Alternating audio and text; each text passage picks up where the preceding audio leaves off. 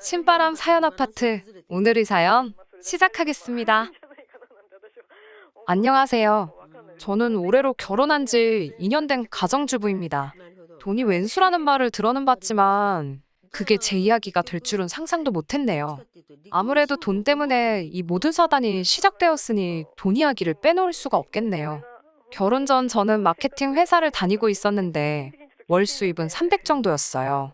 남편의 경우 출판사를 다니고 있었고 월 수입은 저와 비슷하거나 적거나 그랬습니다. 저희 둘이 만나게 된 건 서로 알고 지내던 오지랖이 넓었던 작가의 소개 덕분이었고요. 아무래도 둘 다 결혼 정년기에 만났기에 사귄 지 6개월 정도 되었을 무렵 이미 결혼 이야기가 나오기 시작했어요. 솔직히 저는 좀 더 시간을 갖고 만나면서 천천히 따져보고 싶었는데 남편은 이세를 생각해서라며 하루라도 빨리 결혼을 하고 싶어 했었어요. 남편의 적극적인 태도 덕분에 알게 된 지 1년도 되지 않아서 결혼식까지 올렸는데 지금 그게 너무 후회가 되네요. 결혼할 때 남편은 요즘은 다들 그렇게 한다며 반반 결혼식을 하자고 하더라고요. 솔직히 그때는 둘 다 벌이도 비슷하고 하니까 반반 결혼식이라는 게 솔깃하게 들렸습니다. 그래서 저도 좋다고 했고요. 딱 하나 반반할 수 없었던 게 바로 집이었습니다. 시부모님의 재산 상황이 남편이 알고 있는 것과는 많이 달랐거든요. 이미 빚도 많이 있으셨고 체납된 세금도 있으셔서 남편에게 어떤 도움도 주실 수 없는 상황이었습니다. 반면에 저희 친정에서는 하나뿐인 딸 결혼할 때를 위해서라며 오랫동안 들어놓으신 적금도 있었고 이미 노후도 준비되신 상황이라 제가 부탁만 하면 더 큰 도움도 주실 수 있는 상황이었어요. 그 사실을 알고 있던 남편은 반반 결혼을 외치면서도 집만큼은 저희 친정 도움을 받았으면 하는 눈치였습니다. 사실 저도 주변 사람들 눈도 신경 쓰이고 해서 집만큼은 그래도 어느 정도 번듯한 곳으로 가고 싶더라고요. 그래서 집만 빼고 나머지는 다 반반으로 하게 되었습니다. 친정 부모님은 대출을 좀 받더라도 아파트를 매매하라고 하셨는데 남편이 은근히 공동명의를 바라는 눈치더라고요. 대출은 같이 갚아나갈 거 아니냐면서요. 하지만 저희 친정 부모님이 이미 집값의 70% 가까이를 현금으로 내주시는데 고작 30% 대출금을 같이 갚는다는 이유로 공동명의를 해주는 건 말이 안 되지 않나요? 저는 남편에게 당장 공동명의는 안 된다고 했습니다. 그러자 남편은 저더러 후회하지 말라 했지만 그 말이 그런 뜻일 줄은 상상도 못했습니다. 친정 부모님이 집을 해주셨기 때문에 공동명의를 안 해주려고 한 건 아닙니다. 남편의 적극적인 구애 덕에 짧은 연애 후에 결혼을 하게 되었기 때문에 대부분 친정 부모님이 해주신 거나 마찬가지인 집을 시작부터 공동명의로 하고 싶지 않았을 뿐입니다. 그래도 30%가 대출이었기 때문에 얼마 안 되는 이자겠지만 그래도 같이 벌어서 같이 갚아나가는 금전적인 신뢰를 쌓고 대출 상환이 끝나는 시점에 공동명의로 돌려줄 계획이었어요. 그런데 남편은 신혼여행에서 돌아오자마자 폭탄 선언을 하더군요. 집을 공동명의로 해주기 전까지는 자기도 혼인신고를 안 올릴 거다. 그리고 집명의는 공동이 아닌 당신 개인으로 되어 있으니 공동명의로 바꾸기 전까지는 당신 소유물이나 마찬가지니 대출금은 혼자서 갚았으면 좋겠다고 말이에요. 그렇게 저희는 각자 월급에서 생활비 명목으로 100만 원씩 각출하여 200만 원을 공동자금으로 쓰는 결혼 생활을 시작했습니다. 명목상으로는 반반 결혼을 했기 때문에 생활비도 정확히 반씩 나눠서 내고 남은 돈은 자기가 직접 알아서 관리하기로 했어요. 그런데 처음 1년은 아무런 문제도 없다가 제가 실직을 하게 되면서 상황이 안 좋아졌습니다. 제가 다니던 회사가 갑자기 부도가 나면서 어쩔 수 없이 회사를 나와야만 했습니다. 다행히 처음 몇 달은 실업급여를 받았기에 그럭저럭 버틸 수 있었어요. 하지만 그럼에도 불구하고 남편이 외벌이가 되니까 눈치 아닌 눈치가 보이더라고요. 게다가 실업급여로 생활비하고 아파트 대출금 내고 나면 정말 제 손에 남는 건 몇만 원뿐일 때도 있었고요. 다행인 건 그래도 그동안 비상금이라고 모아둔 돈이 있어서 그럭저럭 버틸 수 있었습니다.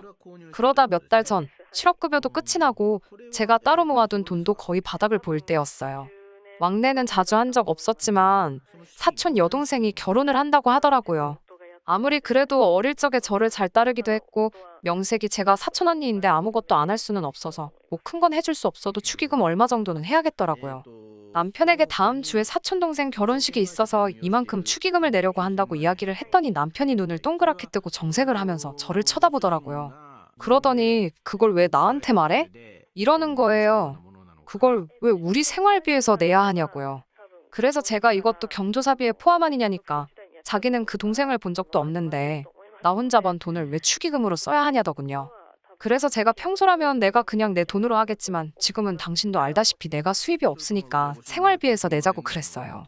이때부터는 그리고 솔직히 치사하고 들어와서 알았다 내가 낸다 하고 말 수도 있었지만 남편 말하는 꼬락서니를 보고 있으니 그냥 넘어가기가 싫더라고요. 도대체 뭐 이런 인간이 있나 싶어서 저도 따지고 들었습니다.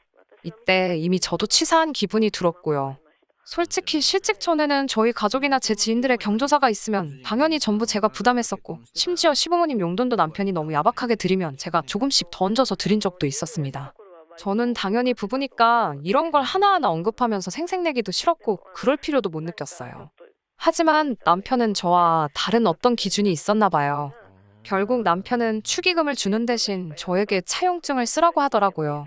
나중에 직장이 생기면 그만큼 다시 생활비 통장에 채워넣겠다고 약속을 하라는 거예요. 그래서 실제로 차용증을 쓰고 모기로 생활비에서 돈을 빼서 축의금으로 냈습니다. 솔직히 남편이랑 저랑 결혼식에 가서 먹은 밥값이 그만큼은 나왔을 거예요. 결혼식이 끝날 때까지 아무 일 없다는 듯 뷔페를 몇 접시고 퍼다 먹는 남편을 보는데 꼴도 보기 싫고 오만정이 다 떨어지더라고요. 남편은 이죽대면서 너는 이제 돈이 얼마나 없길래 축의금도 차용증까지 써서 내냐고, 이제 조금 있으면 집도 팔아야겠다 하면서 저를 비웃더라고요.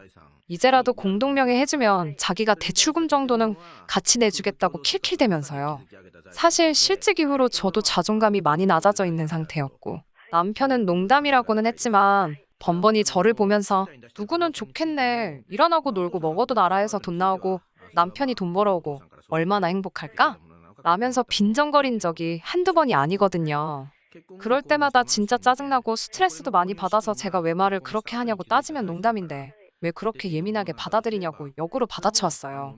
그러다 보니 내가 진짜 지금 예민해서 별거 아닌데 과민 반응하는 건가? 내가 문제인가? 그런 생각까지 들더라고요. 그런데 이번 경조사비를 따지는 과정에서 남편의 가치관과 사고방식이 원래 그 모양이라는 걸 알게 된 거죠. 거기에 아직도 진명이 문제로 저한테 앙심을 품고 있다는 사실과 아직도 호시탐탐 아무것도 하지 않고 진명이를 공동명의로 돌리고 싶어 한다는 걸 알게 되었습니다. 그날 이후로 저는 무조건 일단 직장부터 잡아야겠다는 생각이 들었습니다. 사실 실업급여도 있고 하니까 좀 시간을 갖고 마음에 드는 회사를 찾아서 신중하게 지원하고 싶은 생각이었어요. 그때만 해도 남편이 저를 믿고 지지해주는 줄 알았지 속으로 저렇게 쪼잔하고 치사한 사람인데다가 아파트 명의를 노리고 있는 줄도 모르고 그저 저를 응원해주고 있을 거라 믿었거든요. 실직한 동안 사실 아이 계획도 갖고 해서 다른 의미로 안정적인 정착 같은 장기적인 목적을 갖고 생각하고 있었는데 남편의 실체를 알게 되면서 제 계획도 달라지게 되었네요. 하지만 이혼까지는 생각하지 않았습니다. 어떻게 참교육을 시켜줄까 그런 생각만 했었어요. 이혼도 사실 상관이 없었죠. 남편이 공동명의를 미끼로 혼인신고조차 올리지 않은 상황이었으니까요. 딸의 안정적인 정착을 위해 배출어주신 부모님의 호의가 이 남자에게는 제가 자기한테 미쳐서 집도 해오고 결혼 비용도 반반씩 하고 생활비까지 가져다주는 그런 사람인 거라 생각했다는 겁니다. 아무튼 그런 와중에 전 직장에서 저를 예뻐라 하던 선배의 소개로 다른 마케팅 회사에 경력직으로 입사를 하게 되었습니다. 도중에 이야기가 잘 돼서 월급이 상당히 많이 올랐어요. 남편은 제가 다시 돈을 벌기 시작해서인지 예전처럼 자상하고 아무 일도 없었다는 듯 저를 대했습니다. 남들이 보기에는 참 잘 지내는 것처럼 보였을 거예요. 저도 속으로 안심을 하면서도 한편으로는 또 만약에 저한테 무슨 일이 일어난다면 저 사람은 똑같이 내 걱정이나 내 체면보다 내가 가지고 있는 아파트 명의부터 신경 쓰겠지? 하는 생각이 들기 시작하니 조금씩 남편이 불편하게 느껴지더라고요. 그러다 얼마 전 제가 다시 출근하기 시작하고 한두 달 정도 됐을 무렵이었어요. 새로운 직장과 사람들에게 적응하느라 스트레스가 상당했지만 그래도 다시 고정적으로 돈 들어오는 곳이 생기니까 자존감도 살아나는 것 같고 몇 달이었지만 참아야 했던 것들도 다시 할 수 있게 된 현실에 감사하며 지내고 있었습니다. 그러던 와중 신우에게 연락이 왔습니다. 참고로 신우와 저는 그렇게 가깝지는 않습니다. 남편보다 4살 많은 신우는 남편이 자기보다 먼저 장가가는 거에 불만이 굉장히 컸다고 들었어요. 하지만 시댁에서는 이미 딸도 노처녀인데 아들까지 노총각은 만들 수 없다며 순서가 무슨 상관이냐고 준비된 사람부터 가라고 했다고 들었습니다. 아무튼 그렇게 신우와 저는 좀 껄끄러운 사이인데 신우가 웬일로 저에게 연락을 해온 거예요. 그래서 제가 무슨 일이냐 하니까 자기가 결혼할 사람이 생겼다고 하더라고요. 비록 친하진 않아도 어쨌든 신우가 시집을 간다고 하는데 저도 기뻤고 축하한다고 했어요. 그런데 신우가 하는 말이 그래서 말인데 돈 좀 빌려줄 수 있냐고 하더라고요. 그래서 제가 놀라서 무슨 돈이요? 하고 물으니 결혼하기로 한 남자 쪽에서 5천만 원을 요구하더라는 거예요. 그래서 제가 아니 결혼하는데 왜 돈을 요구를 하냐고 물으니까 남자 쪽이 조건이 좀 좋아서 그렇다네요. 그래서 그럼 시부모님한테 물어보시지 왜 저한테 그러시냐 하니까 저더러 시댁사정 알면서 왜 그러냐고 그러더라고요. 그래서 아무리 그래도 저한테 왜 말씀하시는 건지 모르겠다고 하니까 자기 남동생 그러니까 제 남편이 한번 물어보라고 그랬다는 거예요. 그래서 신우에게 일단은 죄송하지만 저는 그럴 여유 자금이 없다고 말해줬어요. 그날 저녁은 남편이 야근을 하느라 이야기를 못하고 다음 날이 되어서야 이야기를 하게 되었어요. 저는 도대체 신우가 무슨 소리를 하는 건지 모르겠다고 정말 당신이 나한테 돈 빌려달라고 하랬냐고 물었습니다. 그러자 남편이 한다는 소리가 제가 직장 안 다니는 동안에도 생활비 안 밀리고 잘 내놓길래 어디 믿는 구석이라도 있는 줄 알았지 그러더군요. 남편의 그 말에 저도 모르게 한숨이 나오면서 그때 축의금 가지고 나한테 차용증까지 쓰라고 한 거 기억 안 나냐고 물었더니 남편은 맞다. 그랬지. 그러면서 그건 채워 넣었나 이러는 거예요. 제가 진작에 채워 넣었다고 말 돌리지 말라고 하면서 어쨌든 나 돈 없다고 딱 잘랐습니다. 그러자 남편도 갑자기 뭐가 기분이 나빠졌는지 근데 축의금 이야기를 지금 왜 꺼내냐면서 저더러 그때랑 지금이랑 경우가 같냐고 오히려 적반하장으로 나오더라고요. 그래서 제가 뭔 소리 하는 거냐고 뭐가 다르냐고 둘 다 돈이 문제인데 이러니까 사촌은 남이나 마찬가지지만 신우는 한 가족이라고 말도 안 되는 문언니를 또 펼치더라고요. 그러더니 그러지 말고 찾아보니까 우리 지금 사는 아파트도 많이 올랐는데 아파트 담보로 대출 좀 받아주자 이러는 거예요. 제가 실업급여로 꾸역꾸역 대출금 갚는 걸 보면서도 이 집은 제 명이니까 자기는 공동명의 해주기 전까지는 곧 죽어도 못 내준다던 남편입니다. 그런 인간이 제 아파트로 자기 누나 결혼자금을 만들어주자는데 화가 나다 못해 실소가 새어나오더라고요. 그러면서 저는 이혼만이 답이라는 확신을 얻게 되었습니다. 남편은 저를 사랑해서 결혼한 게 아니라 남들 눈이 있으니 결혼은 해야겠는데 기왕 할 결혼이면 안정적으로 돈을 낼 수 있는 여자랑 해야겠다 싶어서 저랑 결혼했다는 사실을요. 하지만 남자 잘못 만나서 인생 망한 여자는 있어도 혼자 살아서 망한 여자는 없다는 누군가의 말처럼 제가 남편 말대로 안정적으로 돈도 낼 수 있고 집값까지 올랐는데 뭐하러 굳이 남편이랑 사나 싶더라고요. 저 혼자 잘 벌어서 잘 먹고 잘 살면 되잖아요. 아무 말도 안 하고 제가 실실 웃고 있으니까 남편이 뭔가 이상했는지 제 눈치를 살살 보더라고요. 저는 남편을 쳐다보고는 이혼하자 그냥 그랬어요. 남편은 자기가 잘못 들었나 싶었는지 뭐라고? 이모한테 물어보자고? 이러는 거예요. 그래서 제가 이혼하자고 자기 짐 챙겨서 나가라고 이 집에서 그랬습니다.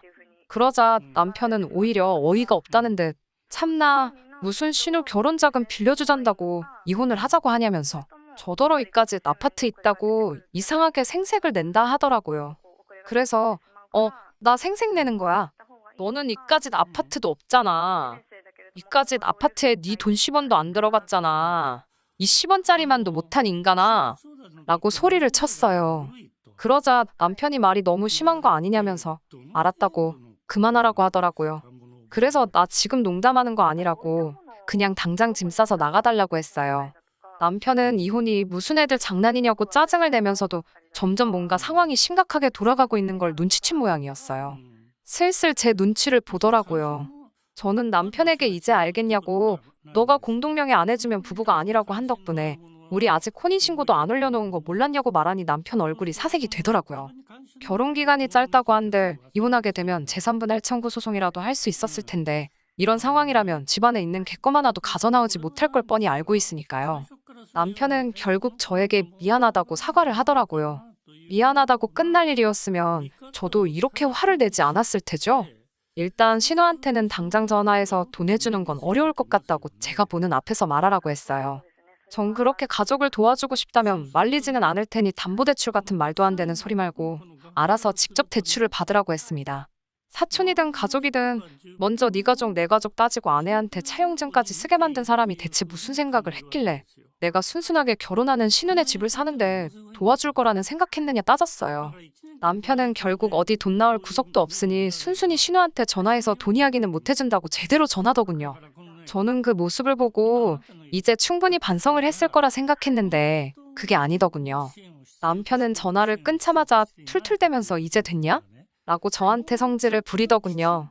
적반하장도 유분수지 사과했던 건 전부 진심이 아니었고 반성하는 모습은 하나도 보이지 않았어요. 저는 그래도 최대한 좋게 넘어가려 했는데 시키는 대로 하고 가만히 있었으면 거기서 끝날 일을 가지고 정말 끝까지 구질구질하게 나오더라고요. 됐냐고 물어봤으니 아직 안 됐다고 대답해줬어요. 기분 나쁜 거 티내면서 평소 성질 내던 것처럼 문 부서져라 쾅 닫고 방으로 들어가려던 것 같은데 제가 아직 안 됐다고 말하니까 이런 저의 반응을 예상 못했는지 흠칫 놀라서 저를 쳐다보더라고요. 아직도 누가 칼자루 쥐고 있는지 똥오줌 못 가리고 정신 못 차리고 있는 남편에게 한마디 했어요. 이제부터 내 집에서 살려면 월세를 내라고요. 남편이 웃기지도 말라면서 부부 사이에 무슨 월세를 받냐고 하더라고요. 너 때문에 우리 혼인신고 안 한 거 모르냐. 내 명예 내 집에서 얹혀 사는데 네 돈 내 돈 따지고 있으면 그게 룸메이트지 무슨 부부냐고 쏘아붙였어요. 너가 내 남편이라는 확신이 들 때 그때가 되면 월세도 받지 않고 혼인신고는 물론 공동명의까지 해주겠다는 조건을 걸었죠.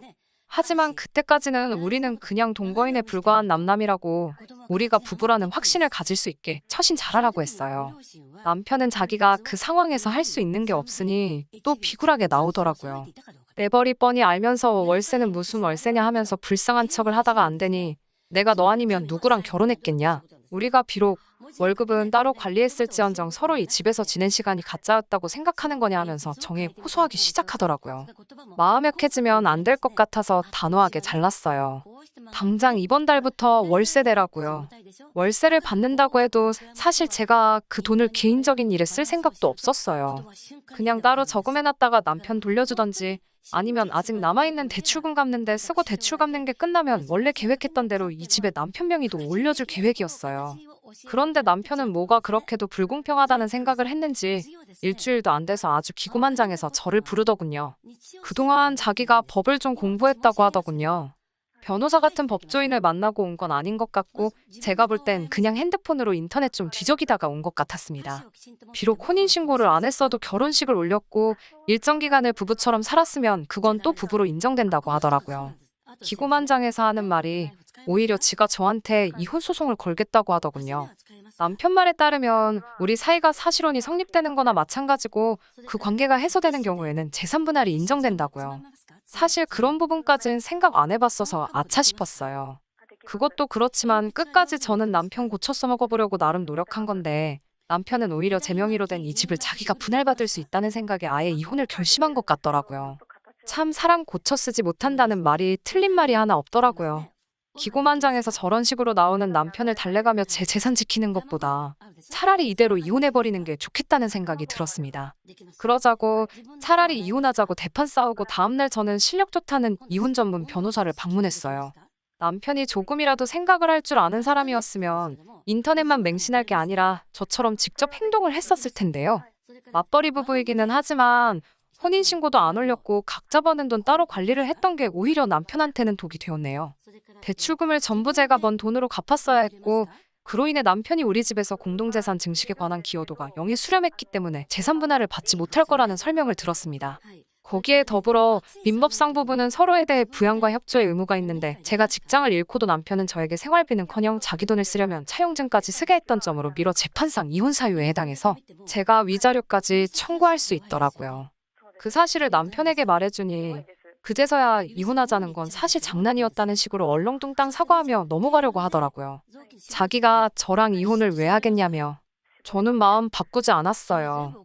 남편이 보는 앞에서 집안에 있는 남편 옷 가지며 짐이며 다 빼와 거실 바닥에 던져놓고 지금 그냥 말로 할 때 나가버릴래 아니면 원하는 대로 이혼 소송 걸어서 나한테 위자료까지 뱉을래. 너가 정해 라고 했더니 무릎을 꿇고 제 앞에 몇 번을 빌다가 결국엔 자기 짐을 주섬주섬 챙겨서 나가더군요. 빈털터리가 돼서 나가는 모습을 보니까 조금 안쓰럽기는 했지만 결국 자기가 자기 꾀에 넘어간 거나 마찬가지니 오히려 속은 후련했습니다. 계산 빠르고 욕심 많은 성격 알고 있었지만 저는 남편의 그런 성격이 저희 단점을 보완해 줄 거라 믿었었거든요. 월급 잘 모아서 손해 안 보고 잘 살아갈 거라 믿었던 제가 바보 같습니다. 그래도 마지막 가는 길에는 크게 한 방 먹여줬으니 내쫓기는 그 모습 타산지석으로 삼아서 저도 적당히 욕심부리며 살아가려고 해요. 그러면 저의 이야기는 여기서 마무리 짓도록 하겠습니다. 안녕하세요. 얼마 전 이혼한 30대 초반의 여자입니다. 저보다 2살 많은 남편과는 지인의 소개로 만났습니다. 당시 남편은 중소기업을 다니는 평범한 회사원이었어요. 저는 가죽 공방을 운영하고 있었고요. 남편의 순수하면서도 적극적인 애정 공세에 제가 마음의 문을 열게 되면서 연애를 시작하게 되었지요. 마냥 달달한 사랑만 주고받을 것 같았지만 막상 연애를 시작하고 나니 현실은 드라마와 완전히 다르더라고요. 특히 데이트 비용에 있어서는 더욱 그랬습니다. 드라마에서는 남자 주인공들이 아빠 미소를 지으며 신용카드를 착착 긁잖아요. 하지만 남편은 달랐습니다.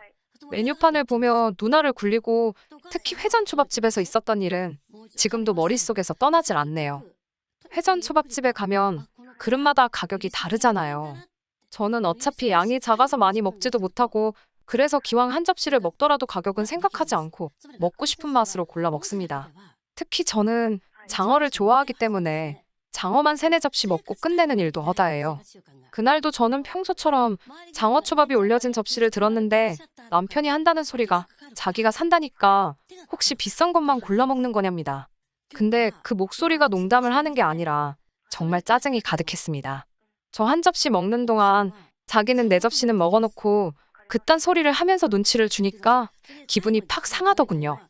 다른 사람들 앞에서 얼굴 붉히기 싫어 차오르는 화를 누르며 간신히 식사를 마쳤습니다. 저는 오기로 종류에 상관없이 가장 비싼 그릇으로만 5접시를 먹고 나왔어요. 그리고는 계산도 제 거만 따로 했습니다. 그러자 남편이 저더러 더치페이는 그렇게 하는 게 아니랍니다. 나온 금액을 정확히 인원수대로 나눠서 내는 거라나요. 황당해서 제가 당신은 20접시 가까이 먹고 나는 겨우 5접시 먹었는데 내가 왜 당신 것까지 내줘야 하냐고 더치페이 뜻 모르냐고 크게 한바탕 싸웠습니다. 이후로 집에 돌아오면서 이 남자하고는 완전히 끝났다고 생각했네요. 하지만 저는 멍청하게도 남편과 극적으로 화해하게 되었습니다. 다음날 남편이 제 공방으로 찾아와서는 어제는 자기가 좀 심했던 것 같다면서 그런 상황에 저처럼 재치 있게 대처하는 여자는 처음이었답니다. 똑똑하고 논리적이라며 저를 한껏 치켜 세우더라고요. 다른 여자들은 자기 주머니 털어먹을 생각만 했었는데 저는 특별한 것 같다고요. 부끄럽게도 저는 남편과 소개팅을 하기 전까지 여중여 고여대를 나와 연애는커녕 짝사랑도 해본 적 없는 모태솔로였습니다. 변명이 될지는 모르겠지만 그 당시 저는 남편이 절 칭찬하고 있다고 생각했습니다. 바보같이 남편의 궤변에 넘어가 쌓여있던 화도 불편했던 마음도 어느새 풀어져 버렸어요. 게다가 사귀는 내내 남편은 남녀평등을 귀에 딱지가 않게끔 주장해왔습니다. 남녀평등에 대해서는 학창시절부터 꾸준히 배워왔던 부분이기에 남편이 틀린 말을 한다고 생각하지 않았지요. 남편은 걸핏하면 남자는 집을 해오고 여자는 혼수를 해간다는 일반적인 생각에서 벗어나야 한다며 데이트 비용이 남자들에게 얼마나 부담이 되는지도 목에 핏대를 세우며 열변을 토했습니다. 실제로 남편이나 저나 경제적으로 비슷한 상황이었기에 아주 틀린 말 같지는 않았네요. 그러고 보니 남편과 제가 사귄 지 한 달쯤 됐을 때는 이런 일도 있었네요.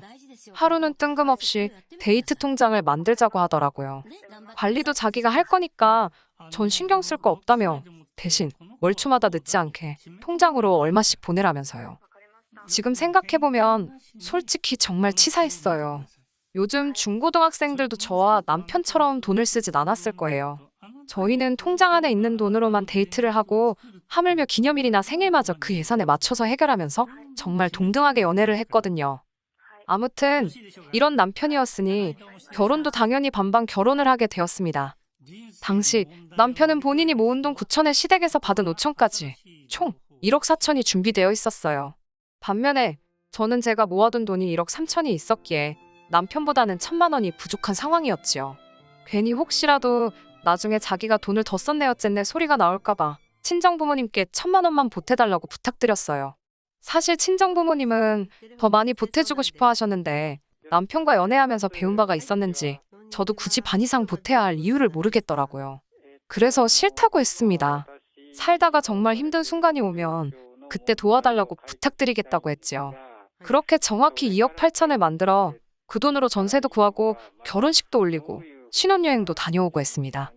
결혼할 당시 남편은 연봉 4천 정도로 이거저거 뺄 것 빼고 나면 대략 한 달에 300 좀 넘게 벌고 있었습니다.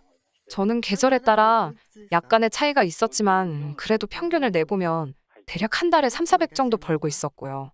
아이가 없는 맞벌이 부부로서 아주 넉넉하지도 않았지만 부족한 돈도 아니었습니다. 당분간은 신혼을 즐기며 약간은 여유를 부리고 싶은 마음이었지만 남편은 결혼 생활 역시 반반씩 부담하길 원하더군요. 그 성격을 모르고 결혼한 것도 아니었으니 결국 각자 150씩 생활비로 부담하기로 했습니다. 그렇게 결혼한 지 3달쯤 지났을 때였어요. 하루는 남편이 아무래도 회사를 관둬야 할 것 같답니다. 그게 무슨 소리냐고 물으니 어두운 표정으로 회사에서 있었던 일을 털어놓더라고요. 지금 이 사연을 적으면서 다시 그때를 떠올리니 제 얼굴이 다 화끈거리네요. 그날은 대청소를 했던 날이었어요. 얼마 전부터 자꾸 집에 개미가 보여서 무척 신경이 쓰였거든요. 도대체 이 개미들이 어디서 나오나 하고 따라가 보니 아니나 다를까 남편 방이 문제였습니다. 남편은 걸핏하면 방에서 혼자 그렇게 뭘 먹어댔거든요. 서랍을 열어보니 어디서 사왔는지 온갖 과자들이 가득 있었습니다. 이번에도 혼자 숨겨놓고 먹은 걸 보니 얄밉기도 하고 동시에 짠돌이 주제에 간식도 종류별로 많이도 사다 놨다 싶더라고요. 심지어 평소에 잘 마시지도 않는 믹스커피에 비타민 음료까지 있는 건 좀 의외였지만요. 하지만 간식의 출처를 알게 된 저는 정말 충격과 수치스러움에 당장이라도 자리에서 쓰러질 것만 같았습니다. 그 모든 간식들이 남편이 일하는 회사 사무실 탕비실에서 가져온 거라네요. 집에 오기 전에 한 주먹씩 챙겨서 가져왔답니다. 제가 어이가 없어서 간식이 먹고 싶으면 사 먹으면 되지. 그걸 왜 챙겨왔냐고 따지니까 영양가도 없는 간식을 자기 돈 주고 사 먹기가 싫었다나요? 그러면서 꽤나 논리적인 척 한다는 소리가 자기가 남들보다 과잣값만큼은 일을 더 한다며 억울하답니다. 저 인간이 떠드는 게 말인지 막걸리인지 한숨이 나오더라고요. 진짜 문제는 얼마 전 입사한 신입 직원이 남편이 탕비실 물건을 훔쳐간다며 윗선에다가 일렀답니다. 이게 횡령이 아니면 뭐가 횡령이냐면서요. 남편은 쪽팔려서 어디다 어떻게 해야 하냐고 물어보지도 못하고 어영부영 시간을 보냈다더군요. 그렇게 이도저도 못하고 며칠을 우왕좌왕하는 사이에 탕비실 거지 사건이라며 사내에서 남편에 관한 안 좋은 소문이 돌기 시작했고요. 이후로는 남편이 탕비실에 물이라도 한 잔 마시려고 갈라치면 몇몇 직원들이 도끼 눈을 하고 남편을 째려보더랍니다. 심지어 남편이 탕비실을 떠나면 간식이 몇 개나 사라졌는지 확인해 본다며 남은 개수를 세는 직원들도 있었다네요. 남편은 분통을 터뜨리고 있었습니다. 그런 한심한 이야기를 떠들면서 쪽팔려서 회사를 관둔다고 하더라고요. 어이가 없었지만 본인이 괴로워서 못 다니겠다는데 무조건 나가라고 할 수도 없고, 그나마 다행인 건 그 시기에 제가 수입이 많이 늘었다는 겁니다. 제가 아는 친한 동생이 아침 방송 PD로 일하고 있었습니다. 하루는 나만의 특별한 패션 아이템이라는 주제로 방송을 한다면서 연락을 해왔어요. 저만 괜찮다면 제 공방을 방송에서 소개하고 싶다면서요. 제 입장에서야 저절로 홍보가 되는 거니 거절할 이유가 없었지요. 방송의 힘이란 생각보다 훨씬 더 세더라고요. 동네뿐만 아니라 인근 지역에서까지 수업을 들으러 오는 사람들이 생겼고 제작을 의뢰하는 손님들도 많아졌습니다. 덕분에 한 달에 3,400에 불과했던 수입이 2배가 넘게 되었지요. 물론 제 수입과는 별개로 남편이 회사를 관두게 되었으니 생활 자체가 예전보다 더 나아졌다는 느낌은 없었습니다. 오히려 둘이서 300만 원의 돈으로 생활을 하다가 제가 외벌이를 하게 됨으로써 생활비도 반토막이 났으니 심리적으로 전보다 더 빠듯한 느낌이었어요. 남편은 회사를 알아보고 있다고는 했지만 워낙에 불경기였잖아요. 좋은 소식은커녕 서류도 통과하지 못하는 눈치였습니다. 그렇게 한 달쯤 지났을 무렵 남편이 저에게 부탁이 있답니다. 뭐냐고 물으니 지금부터 생활비 관리를 자기가 하면 안 되냐고 묻더라고요. 가뜩이나 자기가 생활비도 못 보태는데 관리까지 제가 하고 있으니 뭐 하나 작은 거 사는 것도 눈치가 너무 보인다나요? 저는 남편이 짠돌이에 거지근성이 있는 건 알고 있었지만 자격지심까지 가지고 있을 줄은 몰랐습니다. 고민 끝에 남편에게 생활비만큼은 알아서 책임지고 잘 관리해달라고 부탁했어요. 하지만 이건 고양이에게 생선을 맡긴 격이었네요. 남편과 생활비를 반반 부담하던 시기에는 집안일도 반반씩 했었어요. 집안일이라는 게 칼같이 절반으로 나눌 수는 없었기에 제가 음식을 하면 남편이 설거지를 하고 제가 빨래를 하면 남편이 청소를 하는 식으로 했었지요. 하지만 생활비를 저 혼자 부담하게 되면서 집안일은 자연스레 남편 몫이 되었습니다. 집안일이라는 게 해도 해도 티가 안 나잖아요. 그래서 남편에게 크게 뭘 바라거나 하지 않았어요. 오히려 생활비를 내고 말고 여부를 떠나서 고마운 마음이었지요. 그러던 어느 날 모처럼 일찍 집에 왔는데 집에 먹을 만한 게 없길래 남편에게 같이 마트에 가자고 했습니다. 그러자 남편이 굉장히 난처한 표정을 짓더니 생활비를 다 썼답니다. 그때가 생활비를 주고 3주도 되지 않은 시점이었기에 저는 큰 충격을 받았어요. 3주 만에 150을 어디다 다 쓴 거냐고 하니까 남편은 별일 아니라는 듯 물가가 너무 오르지 않았냐며 말이 나와서 말인데 생활비를 올려야 할 것 같답니다. 얼마나 올리자는 얘기냐니까 200에서 250 정도면 좋겠다고 하길래 어쩔 수 없이 200으로 하자고 했습니다. 그리고 제가 남편에게 영수증은 다 챙겨놓으라고 했습니다. 도대체 어디에 얼마나 쓰는지 확인을 해봐야겠더라고요. 그렇게 또 한 달이 지났고 남편은 어김없이 생활비가 부족하다고 했습니다. 남편에게 영수증 좀 같이 보자고 했어요.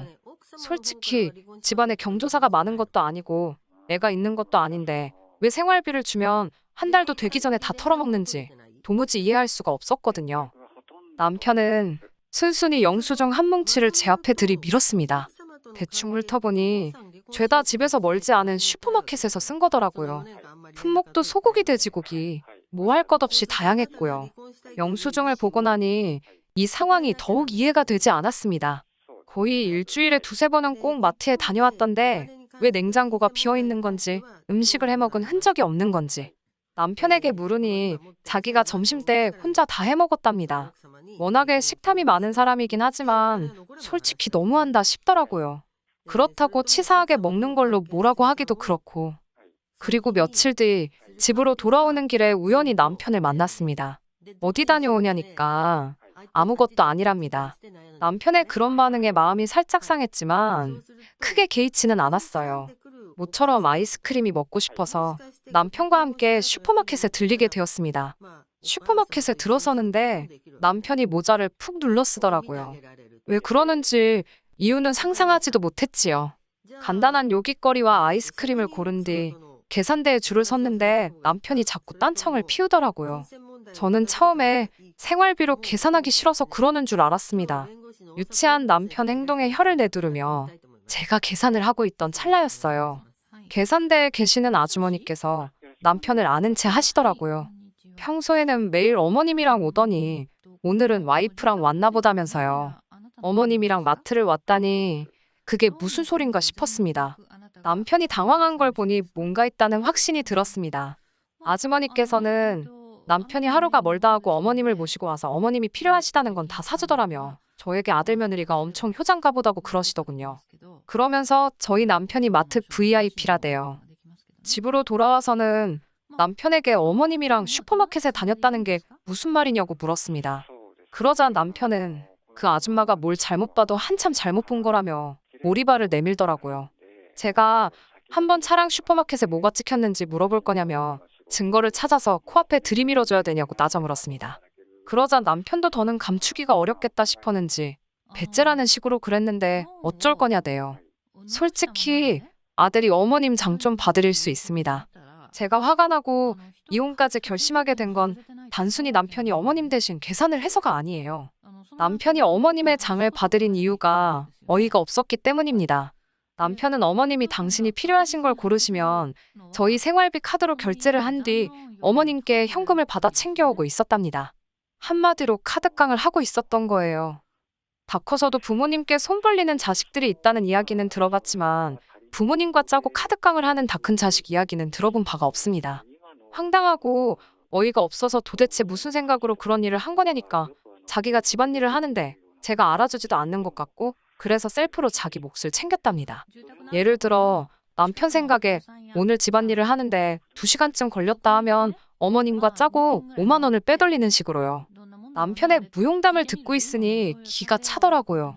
아무리 부부 사이라도 그거 사기라니까 저더러 말이 너무 심하답니다. 이게 다 자기의 공로를 인정해주지 않는 저 때문에 일어난 일이라고요. 탕비실 거지 사건 때도 회사에서 자기가 일한 걸 알아주지도 않고 월급도 적어서 과자라도 잔뜩 챙긴 거라던 남편의 모습이 순간 머릿속을 스쳤습니다. 그제서야 알겠더라고요. 남편은 사람이 바보 같은 게 아니라 이기적이고 지독하게 계산적인 못난 사람이었다는 걸요. 이후로 한 사흘간을 남편과 말 한마디 섞지 않고 시간을 보냈습니다. 남편의 말 같지도 않은 궤변에 더 이상 놀아나고 싶은 마음은 없었으니까요. 어머님도 이번 일을 알게 되셨는지 전화를 해오셨지만 받지 않았습니다. 행여나 마음이라도 약해지면 곤란하니까요. 남편에게 이혼하자고 했습니다. 자기가 돈을 못 벌어서 그런 거냐며 너무하다고 발악을 하는 남편에게 저는 다른 건 다 참아도 양심에 털난 사람하고는 못 산다고 했어요.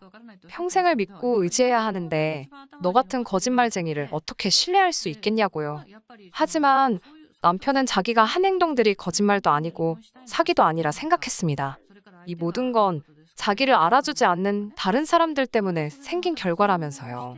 어머님의 태도도 가관이었습니다. 저더러 남편 귀를 그렇게 죽여놓으면 좋냐면서 뜬금없이 왜 당신 용돈은 안 주는 거냐고 따지시더라고요. 아들이 못 주게 되었으면 며느리가 알아서 줘야 되는 거랍니다. 남편의 뻔뻔함과 염치 없음이 어머님으로부터 나왔다는 걸 알겠더라고요. 하긴 어머님이 제정신이셨으면 남편의 카드깡을 도와줄 리도 없으셨겠지요. 결국 남편과는 이혼하게 되었습니다. 악담을 퍼부으면 말이지요. 어머님께는 자식 농사 지금이라도 다시 지으셔야 하는 거 아니냐고 아들 농사는 완전히 망하신 것 같다 했네요. 지금 다 갈아엎고 새로 농사 짓자니 너무 늦은 건 아니냐고요. 며느리가 시애미 약 올린다고 어머님이 거품을 무시던걸요. 남편도 저한테 말 조심하라길래 너는 손버릇이나 고치라고 써붙였습니다. 이혼을 하고 얼마 지나지 않았을 무렵 남편에게서 연락이 왔습니다. 어떻게 하면 자기를 다시 받아주겠냐고 묻더라고요. 가진 건 뭣도 없으면서 고개 빳빳한 건 여전하대요.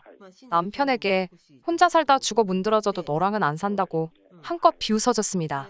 너가 나라면 회사 비품 훔치는 것도 모자라서 마누라 돈 삥땅 쳐서 엄마 돈 뜯어가는 사람하고 다시 시작하겠냐고 따지니 지도 할 말이 없는지 조용히 입을 다물더라고요.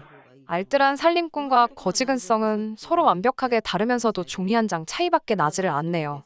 그 짠돌이 기질이 적어도 허투루 돈을 쓰지 않을 거라 생각을 했는데 이렇게 다 알고 나니 자기가 번 돈은 아깝고 제가 번 돈은 맘대로 써도 된다고 생각을 했나 봐요. 당분간은 머리 아프게 누굴 만나서 스트레스를 받고 그렇게 살고 싶지 않습니다. 만나게 되더라도 제발 정신적으로 성숙하고 양심을 지키는 사람을 만날 수 있으면 좋겠네요. 안녕하세요. 저는 동갑내기 남편이랑 살고 있는 30대 초반 여자예요. 남편이랑 결혼한 지는 1년 차인데요. 지금 심각하게 이혼을 고민 중에 있습니다. 제가 이혼을 고민하게 된 이유는 시댁의 막말과 남편의 욕심 때문이에요. 사실 남편만 멀쩡했어도 참고 살았을 수도 있는데요. 서울에 있는 중위권 대학교를 졸업하고 가구 회사의 마케팅팀에 들어갔어요. 그리고 그곳에서 영업사원이던 남편을 알게 되었습니다. 제가 매장에 나가는 일은 한 달에 한두 번 정도 있는데 저를 용케 기억하고 아는 체를 하더라고요. 그 일을 계기로 커피 한잔 하던 게 데이트가 되고 연인 사이까지 되었습니다. 연애한 지 1년쯤 되었을 때 농담 반 진담 반 결혼 이야기가 나오기 시작했어요. 그러면서 서로의 배경에 대해서 좀 더 알게 되었네요. 경제적으로 넉넉하지 못한 환경에서 자랐다는 남편은 여동생 2명이 있는 장남이었어요. 남편이 20대일 때 부모님 2분 다 차례로 돌아가셨고 아직 미혼인 동생들을 부양하기 위해 생활 전선에 뛰어들었다는 남편은 책임감이 강한 사람이었습니다. 그러고 나니 데이트 때 종종 남편이 보였던 알뜰하고 계산적인 모습이 좀 이해가 되더라고요. 그리고 그때는 그런 모습도 이해할 수 있었습니다. 가족을 위해 기꺼이 희생하는 남자라고 생각했고요. 그러다 이번 일을 계기로 제 판단이 얼마나 잘못된 건지 알게 되었습니다. 뼈저리게 후회가 됩니다. 저희 친정 어머니는 대학가에서 20년째 한식 뷔페를 운영하고 계십니다. 아버지가 돌아가신 후 아버지의 보험금으로 시작한 장사였어요. 다행히 맛도 좋고 양도 많다며 푸짐한 인심으로 소문이 나서 찾는 사람들이 많아요. 손님들 대부분은 수험 생활을 하는 주머니 가벼운 학생들이 많습니다. 그러다 보니 때로는 외상을 거듭하는 학생들도 있고요. 외상으로라도 손님들에게 밥을 주는 이유는 내 집에 온 손님 배고르면 안 된다는 어머니의 신념 때문이었습니다.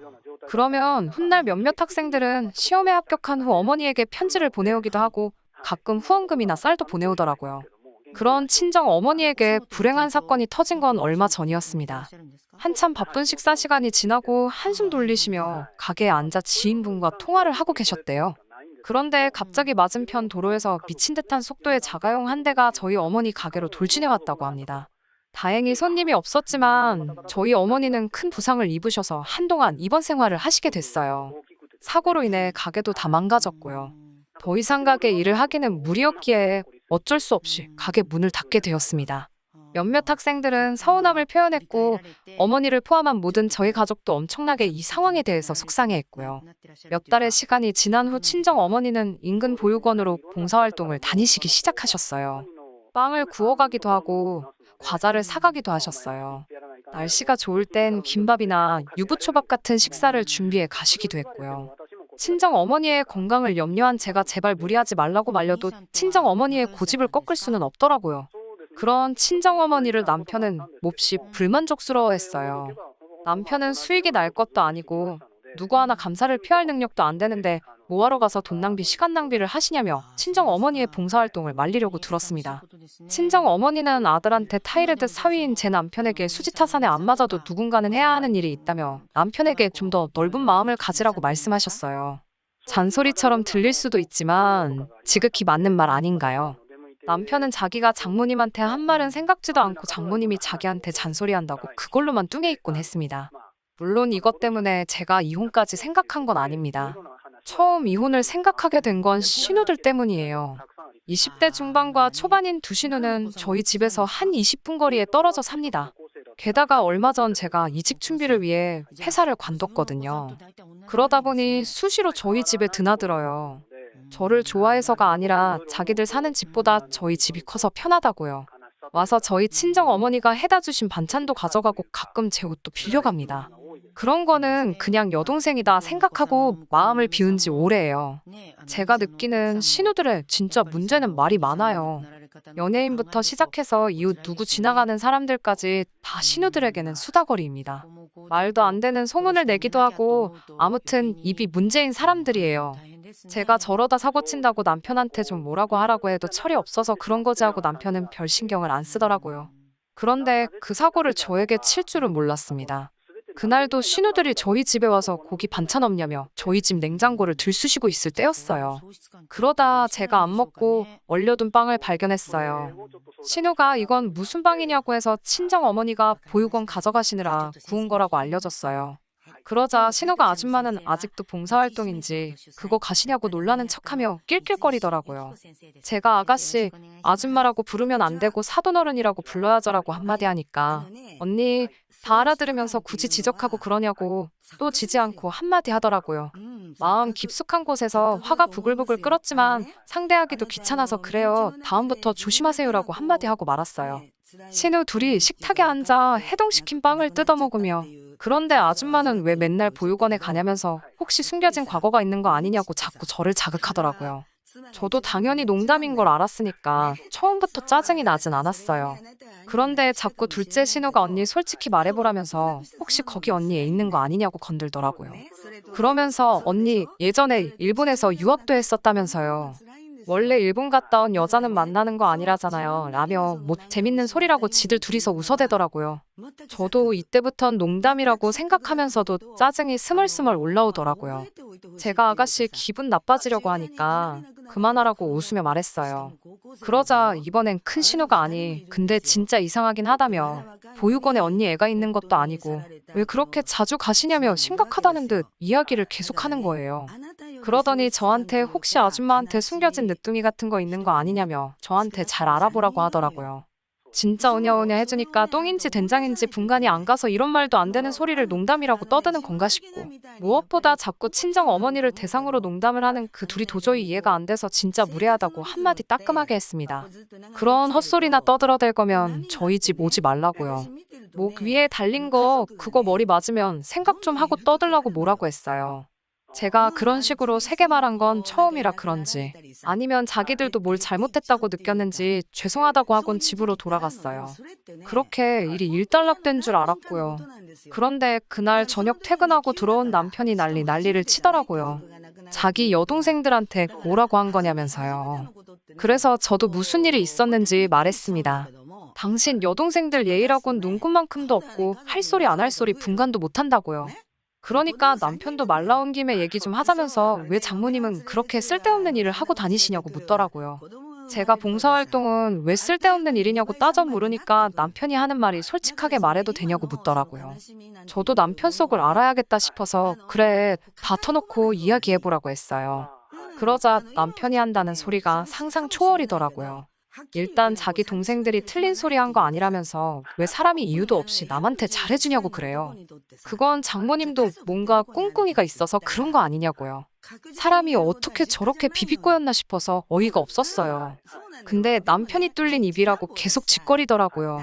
장모님한테 진짜로 숨겨둔 자식 같은 거 있는 거 아니냐면서 저더러 조심하래요. 장모님 돌아가시면 그 재산 다 우리가 받아야 되는데 어디서 이상한 게 나타나면 어떡하냐고 장모님 잘 단속하라는 거예요. 어떻게 사람이 저런 망상을 할 수가 있나 싶더라고요. 저런 인간을 남편이라고 한 입을 덮고 잔 제 자신이 미워지더라고요. 남편에게 사고방식이 그렇게 글러쳐먹은 인간인지 몰랐다면서 그 부모의 그 자식이라더니 네가 이 모양이라서 네 여동생들도 그 모양인가 보다고 제가 악다구니를 썼어요. 할 소리 안 할 소리 분간도 못하는 너 같은 인간이랑 산내 인생이 불쌍하다고 당장 이 집에서 나가라고요. 원래 남편은 저랑 결혼하기 전에 여동생들이랑 셋이서 살고 있었고 모아둔 돈도 거의 없었거든요. 그래도 남편 성품 하나 보고 결혼했고 집도 제가 모은 돈에 친정 도움 받아서 있는 대로 긁어모아 지금 사는 집 마련한 거였어요. 그때도 친정어머니는 남편의 배경 같은 건 보지 않으시고 내 딸이 사랑하는 사람이라니 내 아들이나 마찬가지라는 마음으로 품어주신다 하셨던 거예요. 남편도 그때는 친엄마다 생각하고 모시겠다 하더니 속으로 저런 더럽고 추잡스러운 생각을 하고 있었던 거죠. 남편은 그제서야 제정신이 돌아온 듯 자기가 요즘 돈도 잘 안 벌리고 그래서 생각이 너무 많았던 것 같다고 헛소리를 했다고 빌더라고요. 하지만 사람이 평소에 그런 생각을 하니까 그런 말도 나왔을 거 아니에요. 저는 당신이 무슨 생각하고 사는지 알고 나니 소름 끼친다고 당장 이 집에서 꺼지라고 했어요. 결국 몇 번의 실랑이 끝에 남편은 지가 원래 살던 여동생들 집으로 갔고요. 이튿날 친정 어머니가 이서방이 좋아하는 갈비찜 했다며 넉넉히 해왔으니 사돈 처녀들도 나눠주라고 가져오셨거든요. 그런 친정 어머니를 보니 눈물이 펑펑 흘렀어요. 영문을 모르는 친정 어머니는 왜 그러냐며 무슨 일이냐고 물으셔서 어제 있었던 일을 말씀드렸어요. 그러면서 헤어지고 싶다고도 말씀드렸습니다. 저와 어머니를 존중하지 않는 사람들과는 상종도 하기 싫다고요. 이후로 남편의 몇 번의 애걸복걸에도 불구하고 제 결심은 흔들리지 않더라고요. 다행히 시간이 없어 미루던 혼인신고 덕분에 헤어지는 것도 복잡하지 않았어요. 저희 집에 있는 남편의 짐을 빼서 신우들 현관 앞에 내려놓는 걸로 끝이 났습니다. 지금은 이직도 성공해서 새로운 직장에서 직장 생활도 하고 있고요. 주말에는 친정어머니와 함께 도시락을 싸서 보육원도 가고 노숙인들도 돕고 있네요. 결혼 생활보다 훨씬 보람이 느껴지는 요즘입니다. 날씨가 많이 따뜻해졌네요. 다들 행복한 봄날 되세요. 들어주셔서 감사합니다. 매번 사연 듣기만 하다가 제 이야기도 한번 해볼까 해서 이렇게 용기 내서 사연 한번 적어봅니다. 시누이들과 마찰 때문에 고생하시는 분들이 많던데 저는 외아들인 남편 덕분에 시누이들과의 마찰은 없었어요. 그런데 시어머니 때문에 한동안 고생을 했어요. 그런데 남편까지 가세해서 쌍으로 저를 못 살게 군이 아주 미치고 팔짝 뛸 노릇이었습니다.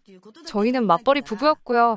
남편은 대기업 입사 후 1년차가 되었고 저는 중소기업을 다니고 있지만 사회생활을 일찍부터 시작해서 모아놓은 돈은 남편보다 훨씬 많았어요. 저는 회사 생활 8년 차였는데도 대기업은 역시 대기업이라 그런지 남편의 초봉이 제가 받고 있는 월급보다 많더라고요. 그렇다고 큰 차이가 나지는 않아요. 제가 280 정도를 벌고 있고 남편은 월급으로 350을 가져옵니다. 연말에 보너스가 있으니 대충 계산해보면 380에서 400 사이를 받아온다고 보면 될 것 같아요. 시어머니가 지방에서 큰 식당을 하십니다. 장사도 무척이나 잘 된다고 하더라고요. 솔직히 요즘 집값의 시댁에서 집 해주는 거 바란 적도 없고 기대도 하지 않았어요. 저도 모아놓은 돈이 상당했고 저희 부모님한테 지원받을 생각도 없었으니 애초부터 두 사람의 힘으로 결혼을 하려고 했습니다. 신랑과 결혼 이야기 보고 가면서 처음으로 시부모님을 만난 자리였는데 시어머니께서 저한테 먼저 말을 꺼내시더라고요. 저보고 형제가 어떻게 되느냐고요.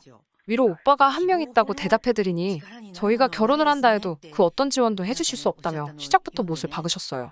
야무진 며느리 흉내를 내려고 한 건 아니지만 지원금에 대해서는 안 주셔도 상관이 없다고 대답해드렸지요. 저도 남편도 둘 다 직장 생활을 하고 있고 애초에 저도 양가 지원 없이 둘이서 시작할 계획이었다고 말씀을 드렸더니 시어머니께서는 너는 왜 결혼을 꽁으로 하려고 하느냐며 역정을 내시더군요. 그 말에 저도 한 말씀 드렸어요.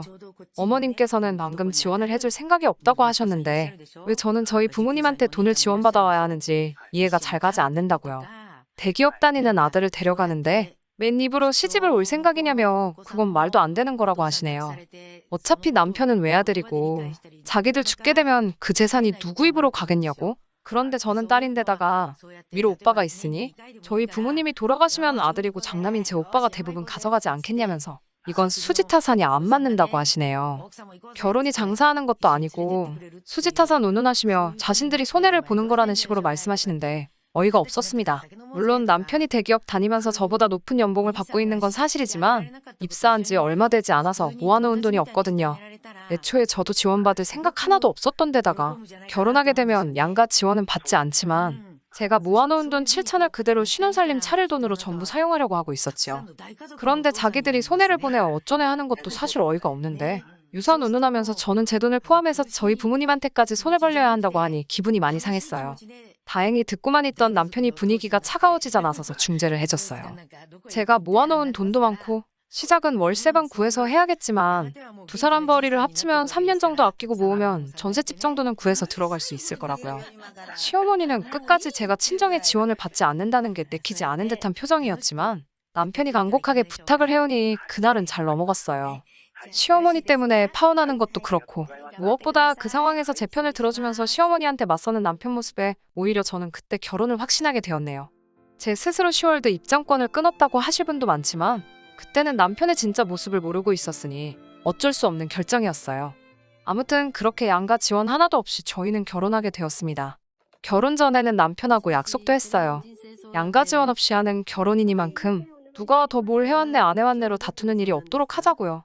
물론 제가 모아놓은 돈이 공동의 재산이 되기는 하겠지만 남편의 수입이 저보다 많으니 그 돈도 언젠가는 따라잡히게 될 것이기 때문에 저도 제가 해놓은 돈 가지고 유세 부리지 않겠다고 이야기도 했습니다. 너희 부모님 유산 같은 거는 사실 관심도 없고 안 받아도 상관없으니 집안일도 서로 미루지 말고 반반하고 양쪽 부모님들한테도 상황에 맞게 똑같이 효도하자고요. 친정도 시댁도 거리가 꽤 먼 지방이라 시집살이 할 일은 없겠지만 제가 며느리니까 친정에 가지 못하고 이런 일은 없도록 하자고 했습니다. 남편도 제 말을 이해하고 그렇게 하겠다고 했고요. 물론 집안일을 물리적으로 딱 반으로 나눠서 할 수 없다는 사실을 알고 있습니다. 제가 퇴근 시간이 더 빠르기도 하고 남편은 아무래도 야근이 잦고 심할 때는 주말에도 출근해야 할 때가 있어서 대부분의 집안일은 제가 하고 있어요. 저는 그것에 대해서 한 번도 불만을 가진 적이 없습니다. 애초에 신혼집 월세방이래봐야 12평도 안 되는 조그만 아파트고 육체적으로 힘에 부치거나 하는 일도 없었으니까요. 그렇게 신혼 초반에는 어린애들 소꿉장난하듯이 알콩달콩 재밌게 잘 살고 있었습니다. 그런데 시간이 점점 지나다 보니 남편이 조금씩 집안일하는 걸 귀찮아하기 시작하더라고요. 둘이서 같이 쉬는 일요일 아침에 제가 식사 준비를 할 테니 그동안 남편에게 청소기 좀 돌려달라고 부탁했어요. 그랬더니 남편은 어제 청소기 돌렸는데 오늘 그걸 꼭 돌려야 하냐고 불평을 늘어놓더라고요. 제가 깔끔 떠는 성격은 아니지만 바닥에 머리카락 뒹구는 꼬라지는 정말 싫어하거든요. 그리고 집도 12평짜리 코딱지만한 집인데 청소기 돌려봐야 5분도 안 걸리는걸. 그게 그렇게 하기 싫다고 침대에 달라붙은 채로 안 하겠다고 소리를 지르고 있으니 저도 짜증이 나기 시작했어요. 집안일은 서로 분담해서 하기로 하지 않았냐고 말하니 남편은 대번에 그건 애초부터 말도 안 되는 조건이었다고 반박을 하더라고요. 제가 빨래며 식사 준비며 청소며 웬만한 가사노동은 거의 저 혼자 도맡아 하고 있었는데 청소기 한 번 돌리라고 했다고 불공평하다는 식으로 말을 하니 어이가 없었어요. 분담하기로 했지만 내가 거의 다 하고 있는 거 알고 있지 않느냐고. 뭐가 그렇게 불공평해서 그러고 있냐고 묻는 질문에 남편은 자기가 월급을 더 벌어오니까 제가 그만큼은 더 몸으로 때워야 하는 게 당연하다고 하더라고요. 솔직히 어이가 없었죠. 자기는 결혼할 때 돈 한 푼 없이 몸땡이만 왔으면서 지금 당장 돈 얼마 더 번다고 제가 집안일을 독박으로 해야 한다는 논리를 펼치고 있었으니까요. 그래도 제가 결혼 초반에 돈 더 해온 걸 가지고 생색내지 않겠다고 한 부분이 있으니 그러면 생활비와 적금은 똑같이 내자고 했어요. 남는 돈은 알아서 하라고 했고요. 대신 집안일은 똑같이 분담해서 반반씩 하기로 하자고요. 남편이 용돈으로 가져가는 50을 제외하고도 여윳돈이 100 정도가 더 생기는 상황이니 남편은 신이 나서 그렇게 하자고 하더라고요. 그렇게 하기로 한 날부터 저는 확실하게 모든 집안일을 반으로 갈라놨어요. 빨래도 제 것만 돌려놓고 식사도 전부 제가 먹을 것만 따로 준비했지요. 청소와 설거지 같은 경우에는 날짜를 정해서 하루 걸러 한 명이 몰아서 하기로 해놨습니다.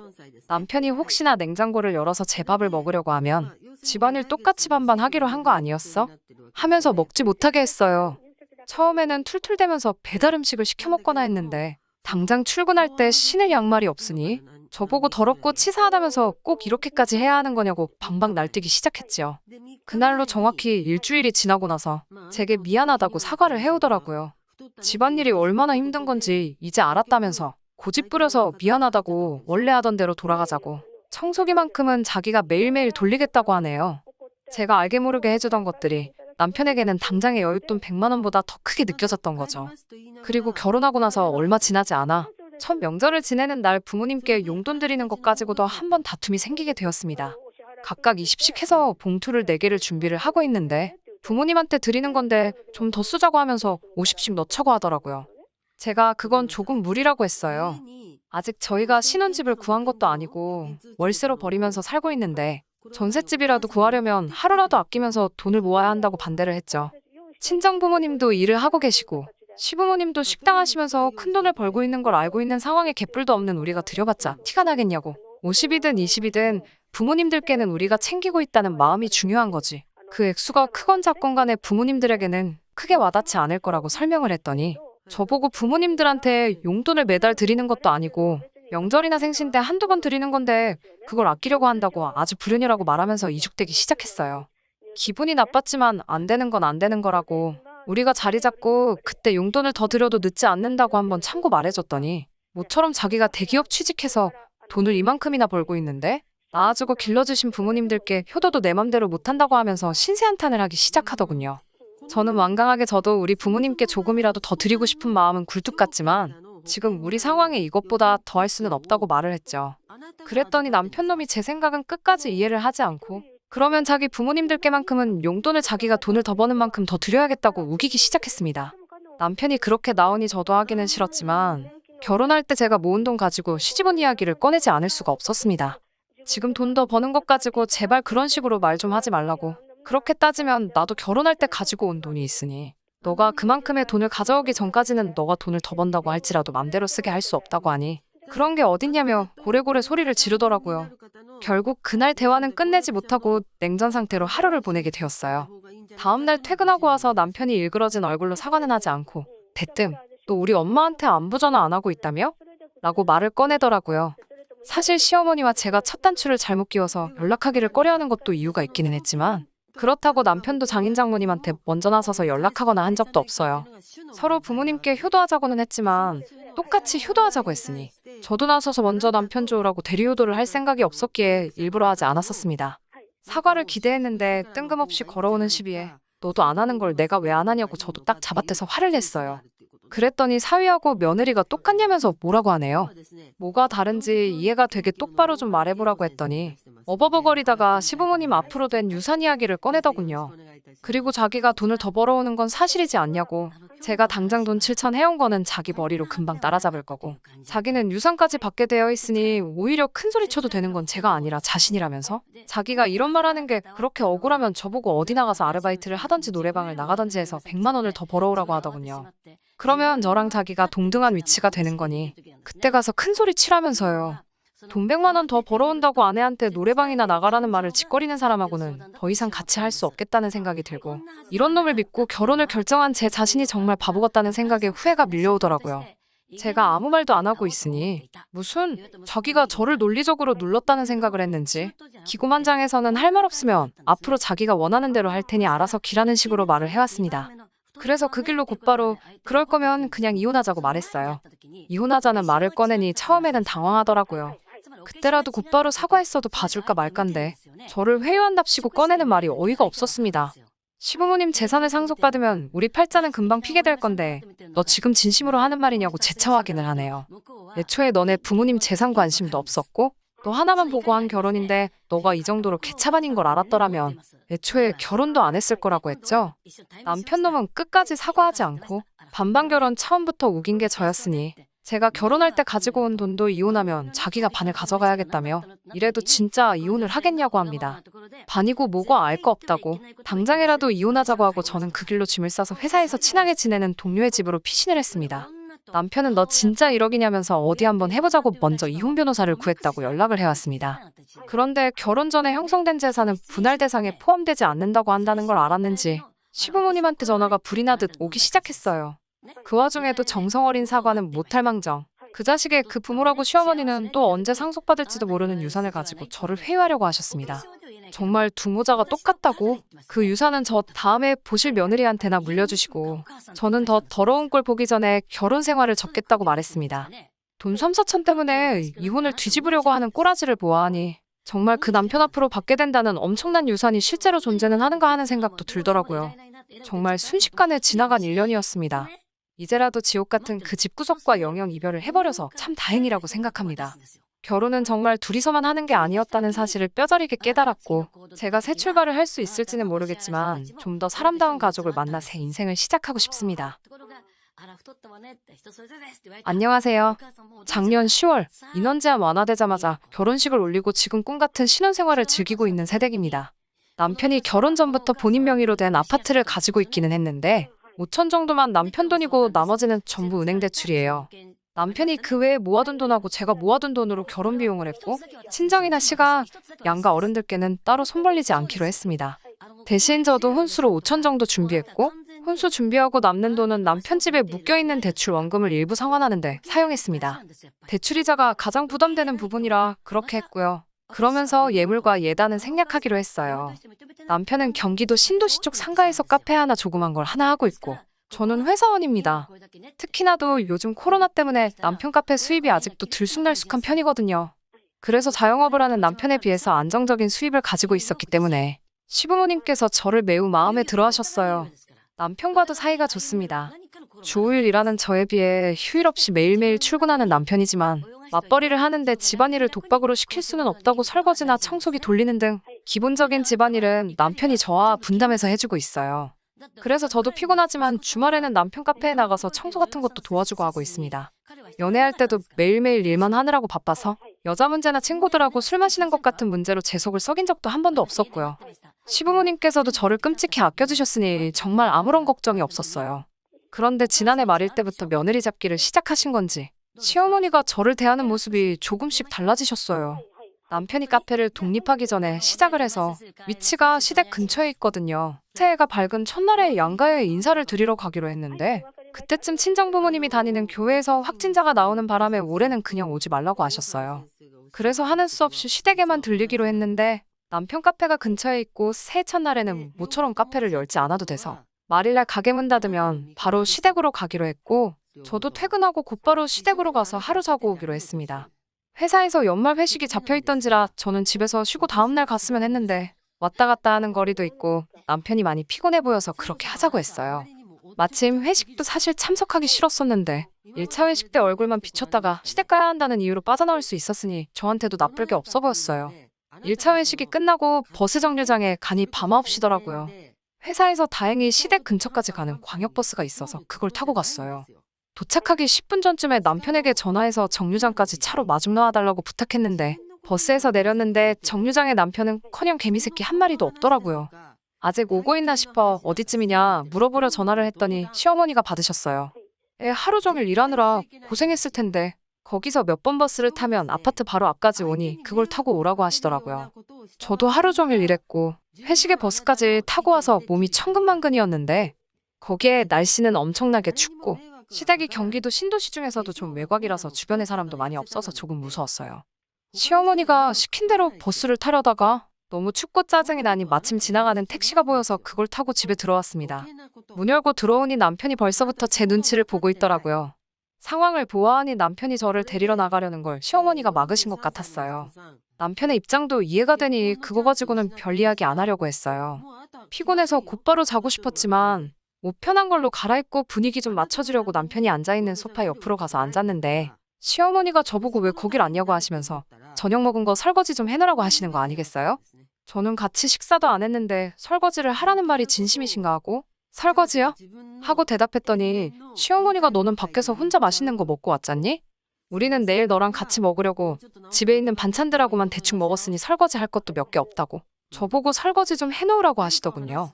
시댁에서 이러는 거 1년에 몇 번이나 한다고 그냥 속으로 꾹꾹 누르면서 주방으로 향했습니다.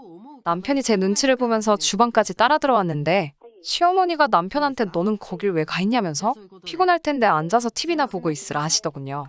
그 말에 저를 도와야 하나 가서 쉬어야 하나 우물쭈물하는 남편을 보고 있으니 하루 종일 일하고 와서 시댁에서 설거지를 하는 저보다 중간에서 이러지도 못하고 저러지도 못하면서 양쪽 눈치를 봐야 하는 남편이 더 불쌍해 보였어요. 설거지를 하려고 고무장갑을 끼고 나서 보니 누가 봐도 갈비찜을 먹고 남은 뼈들이 싱크대 안에 그대로 있었어요. 그냥 집에 있는 반찬으로 식사를 하셨다고 하기엔 조금 생소한 메뉴가 있으니 서운하기도 했어요.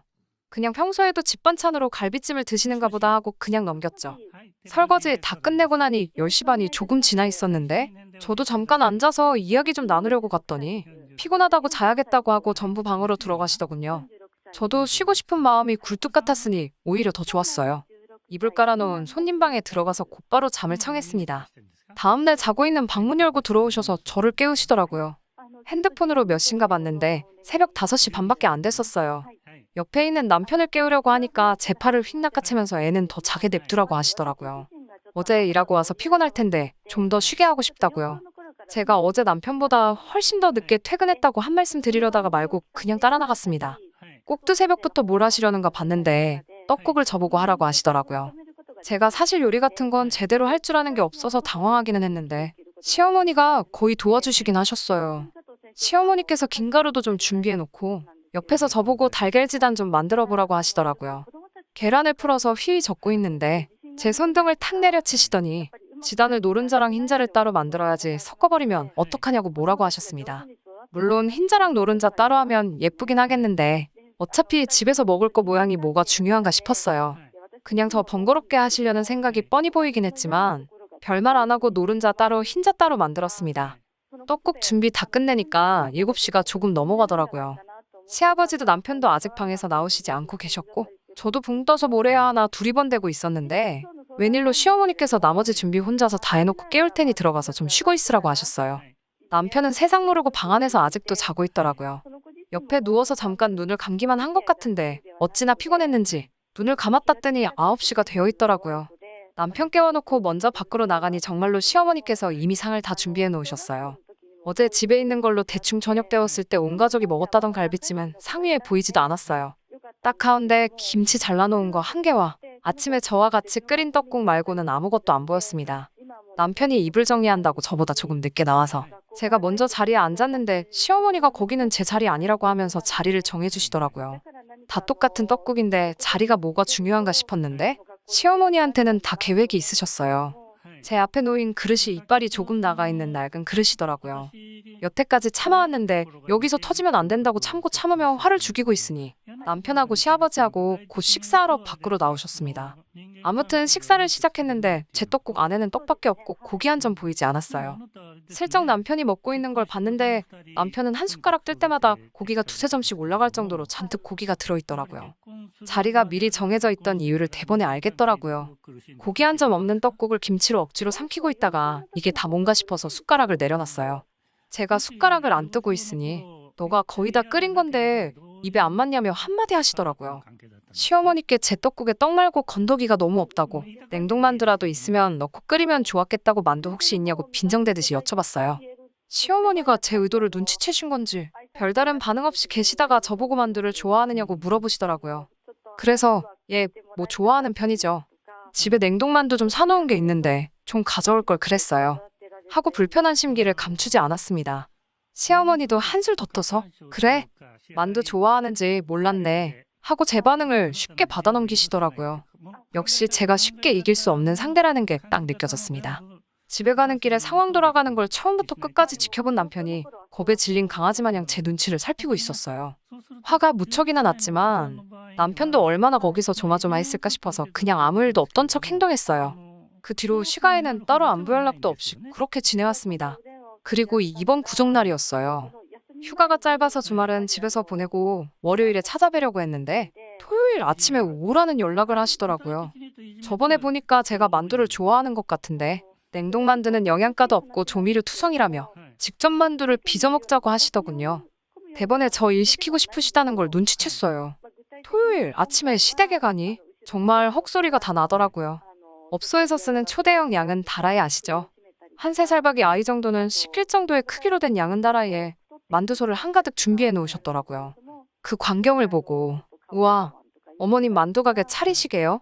하고 말했더니 맛있는 건 나눠 먹어야지 않겠니 하면서 명절인데 이웃들도 좀 나눠주려고 하신다고 하더라고요. 정말 하기 싫었지만 뭐 어쩌겠어요. 만두 빚기 싫다고 도망갈 수도 없고 저 하나 일 시키기 위해서 밑준비 이만큼 하신수고도 보이고 해서 자리에 앉아서 만두를 빚기 시작했어요. 그날은 남편이 시어머니가 들어가 쉬라는 말에도 저 뿔난 거 눈치채고 옆에 앉아서 그 두꺼운 손으로 만두를 같이 쪼물딱거리고 있었어요. 그래도 둘이서 하니 데이트하는 것 같고 재미는 있더라고요. 만두를 저 혼자서만 한 200개쯤은 만든 것 같아요. 허리 아파 죽을 것 같았지만 앉은 자리에서 다 끝냈습니다. 시어머니도 같이 하기는 했는데 남편이 도와주고 있으니 속이 상했는지 괜히 남편 데리고 여기 갔다가 저기 갔다가 다른 일 시키시면서 저한테 거의 다 몰아주셨어요. 다 끝나고 나서 이번에는 만두를 넣고 떡만두국을 끓였어요. 아침 대바람부터 물면 묵은 마시고 만두만 빚어댔으니 저도 허기가 지더라고요.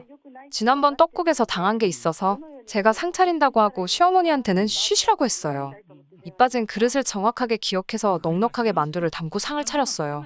이제 식사를 하려고 자리에 앉으니 시어머니께서 후다닥 일어나시더니 만두 빚은 거 소분해 놓은 거 몇 개를 주시더니 밖에 나가서 이웃들 드리고 오라고 저한테 시키더라고요. 아직 점심 식사 안 한 분들도 있을 테니 식사 전에 드려야 먹지 않겠냐면서 말이에요.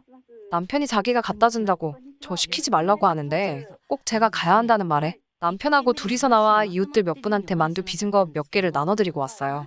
그리고 겨우 자리에 돌아와 식사를 하려는데 뭔가 말로 형용할 수 없는 위화감이 들었어요. 숟가락으로 국물 안을 휘 저어보니 제가 분명히 상 차릴 때 담아놓은 만두 10개는 온데간데였고 꼴랑 옆구리 터진 거 3개밖에 없더라고요. 저랑 남편이 잠깐 나간 사이에 시어머니가 손수 제 그릇을 들고 만두를 다시 덜어놓으신 거죠. 시어머니한테 만두가 많이 줄었네요?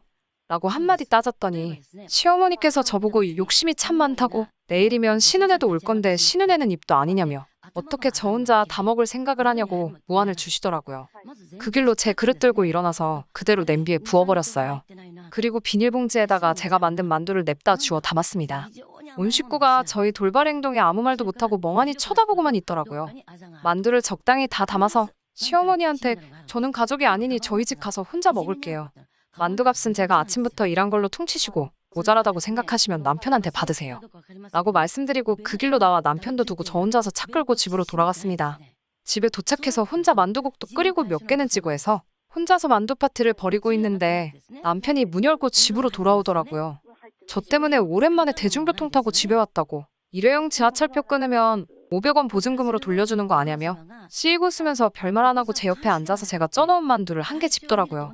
제가 만든 거라 그런지 더 맛있다면서 저한테 미안하다고 사과하며 그동안 잘 참아줬다고 안 그래도 시어머니께 한 소리하고 오는 길이라고 다음부터는 이런 상황 없게 자기가 중간에서 잘 막아줄 테니 너무 상처받지 말라고 웃으면서 말하는데 화낼 줄 알았는데 오히려 저를 다독이며 대수롭지 않게 웃는 모습을 보니 제 화가 다 풀리더라고요. 나중에 들었는데 신은혜는 특히 신우 남편이 만두를 안 좋아해서 한 개도 가져가지 않았다네요. 시어머니도 딱히 만두를 좋아하지 않으셔서 시아버지 혼자 요 며칠간 삼시세끼로 만두만 드시고 있다고 하네요. 남편한테 전화하셔서 만두 이제 못 먹겠다고 좀 가져가 달라고 부탁을. 아무튼 시어머니는 제가 이기지 못했지만 남편 하나만큼은 잘 만난 것 같아서 기분이 좋네요. 다음에도 시어머니하고 재밌는 사건이 있으면 사연 하나 더 보내보도록 할게요. 새해 복 많이 받으시고요. 끝까지 들어주셔서 감사합니다. 오늘의 사연은 여기까지입니다. 구독과 좋아요, 알람 설정 부탁드리고 더 좋은 사연으로 다시 찾아뵙겠습니다. 감사합니다.